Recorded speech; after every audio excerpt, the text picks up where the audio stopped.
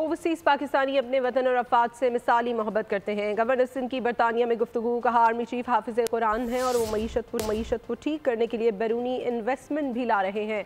हमारी अफवाज इंतहाई प्रोफेशनल है, जिसके सबब हमसे बहुत बड़ा भारत भी हमारी तरफ मैली आँख से नहीं देख सकता। बरतानवी हुकूमत ने आर्मी चीफ को एजाज़ दिया है तो उसकी वजह उनका प्रोफेशनलिज्म है और इसी वजह से अमरीका, यूरोप और खलीजी ममालिक में उनका एहतराम है। ओवरसीज पाकिस्तानी हैं, उनके दिल में पाकिस्तान का दर्द भी है और मोहब्बत भी है।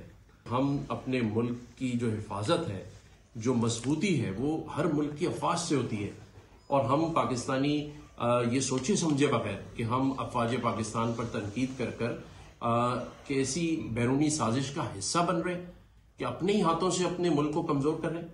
लोग पाकिस्तान में इन्वेस्टमेंट करें, ओवरसीज पाकिस्तानी भी इन्वेस्टमेंट करें और यहाँ के लोग भी पाकिस्तान में जाके इन्वेस्टमेंट करें, क्योंकि अगर ये माशी मसाइल हल नहीं होंगे तो पाकिस्तान कैसे तरक्की करेगा।